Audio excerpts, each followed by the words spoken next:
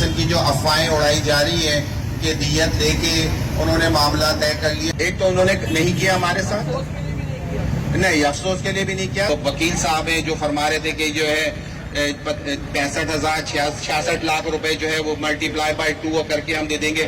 کتنی چھوٹی بات کر رہے تھے یار. میں تو سمجھ رہا تھا کہ یہ وکیل صاحب بہت بڑے آدمی ہوں گے. ایک اور نوجوان جو ابھی زخمی حالت میں ہاسپٹل میں ایڈمٹ ہے اور اس کو جو ہے آخری جو مراحل ہیں اپنی زندگی کے اس پہ وہاں پہ کھڑا ہے. جتنے بھی یوٹیوبرز ہیں آپ سب سے گزارش ہے کہ آپ ہمارا ساتھ دیں. ہمارے ساتھ جو ہے اس کے اظہار کے لیے یہاں پر سب جمع ہوئے ہیں.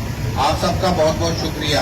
آپ لوگوں سے گزارش ہے کہ اسی طریقے سے ہمارا ساتھ دیں اور یہ اس قسم کی جو افواہیں اڑائی جا رہی ہیں کہ دیت دے کے انہوں نے معاملہ طے کر لیا.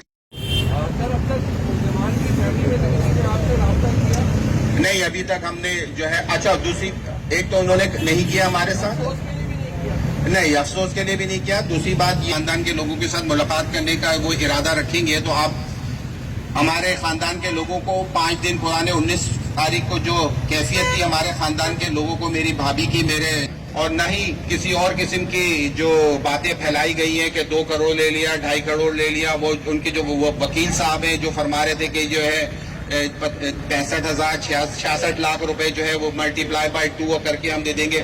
کتنی چھوٹی بات کر رہے تھے یار. میں تو سمجھ رہا تھا کہ یہ وکیل صاحب بہت بڑے آدمی ہوں گے. اتنے بڑے بڑے کیس میں ان کا نام سنا. اتنی چھوٹی بات کری, اتنی گھٹیا قسم کی بات کری کرتے ہیں وہ. ایک ایسے خاندان کے کسی ایک ایسے شخص کی وجہ سے جس نے لاپرواہی کی ایک مثال قائم کر دی.